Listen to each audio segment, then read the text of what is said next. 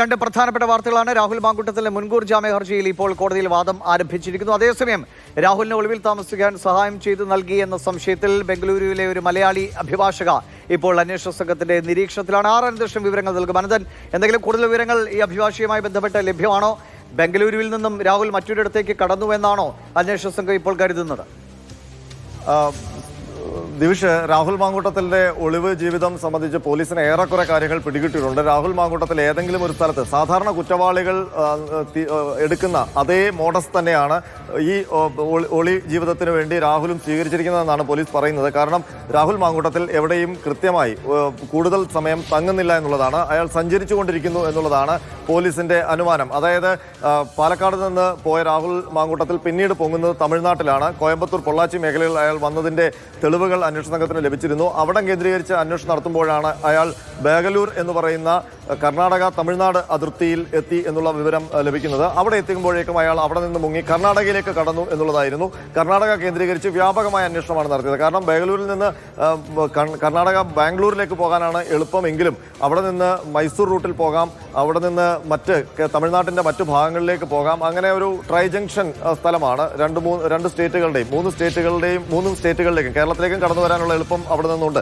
അപ്പോൾ ഒരു try junction എന്ന് പറയാവുന്ന ഒരു സ്ഥലത്തായിരുന്നു അയാൾ താവളം ഉറപ്പിച്ചിരുന്നത്. അവിടെ നിന്ന് എങ്ങോട്ട് പോയി എന്നുള്ളൊരു കൺഫ്യൂഷൻ ആയിരുന്നു.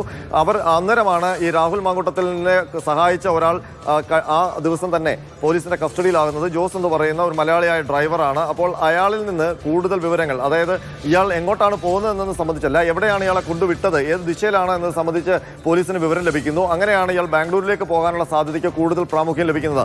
അങ്ങനെ നടത്തിയ അന്വേഷണത്തിലാണ് ഒരു അഭിഭാഷകയെ രാഹുൽ മാങ്കൂട്ടത്തിൽ ബന്ധപ്പെട്ടതായുള്ള വിവരം, ആശയവിനിമയം നടത്തിയതായിട്ടുള്ള വിവരം പോലീസിന് ലഭിക്കുന്നത്. അവരാണ് ഇപ്പോൾ നിരീക്ഷണത്തിലായിരിക്കുന്നത്. അവരെ വിളിച്ച നമ്പർ ഏതാണ് എന്നൊക്കെയുള്ള പരിശോധനയിലാണ് പോലീസിന് ഒരു കാര്യം വ്യക്തമായത്. രാഹുൽ മാങ്കൂട്ടത്തിൽ സമാന്തരമായ ഒരു സംവിധാനവുമായിട്ടാണ് ഈ ഒളിവ് ജീവിതത്തിൽ ഏർപ്പെട്ടിരിക്കുന്നതെന്ന്. അതായത് രാഹുൽ മാങ്കൂട്ടത്തിൽ ഒരു വഴിയിലൂടെ സഞ്ചരിക്കുന്നു, അതിൽ നിന്ന് കൃത്യമായ അകലം പാലിച്ച് സഹായമൊരുക്കുന്ന മറ്റൊരു സംഘം കൂടി അയാൾക്ക് കവചം തീർത്തുകൊണ്ട് സഞ്ചരിക്കുന്നു.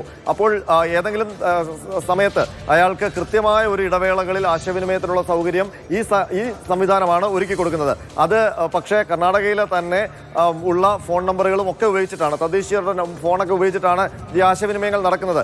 അപ്പോൾ അങ്ങനെ ആശയവിനിമയം നടത്താൻ സാധ്യതയുള്ള എല്ലാവരും ഇപ്പോൾ കേരളത്തിൽ നിരീക്ഷണത്തിലാണ്. അവരെല്ലാം സൈബർ വിങ് അവരുടെ ഫോൺ കോളുകളെല്ലാം ട്രാപ്പ് ചെയ്തിരിക്കുകയാണ്. അപ്പോൾ അവിടേക്കൊരു അസ്വാഭാവികമായ കോൾ കർണാടകയിൽ നിന്നൊക്കെ വന്നു കഴിഞ്ഞാൽ ഉടനെ തന്നെ ആ പോയിന്റ് കേന്ദ്രീകരിച്ച് അന്വേഷണം നടത്തുക. അങ്ങനെയാണ് ഈ രാഹുൽ മാങ്കൂട്ടത്തിൻ്റെ നീക്കങ്ങൾ പോലീസ് മനസ്സിലാക്കിക്കൊണ്ടിരിക്കുന്നത്. അങ്ങനെയാണ് അഭിഭാഷകയിലേക്കും അന്വേഷണം എത്തുന്നത്. അപ്പോൾ അഭിഭാഷകയിൽ നിന്ന് ഏത് സഹായമാണ് രാഹുൽ മാങ്കൂട്ടത്തിന് ലഭിച്ചത് എന്നുള്ളതാണ് ഇനി അറിയാനുള്ളത്. അത് ഒളിയിടം ഒരുക്കുന്നതിലാണോ, അതല്ലെങ്കിൽ മുൻകൂർ ജാമ്യാപേക്ഷ തള്ളിക്കഴിഞ്ഞാൽ ഒരുപക്ഷെ കർണാടകയിലെ കോടതിയിലോ മറ്റോ കീഴടങ്ങുന്നതുമായി ബന്ധപ്പെട്ടുള്ള ലീഗൽ സൈഡാണോ?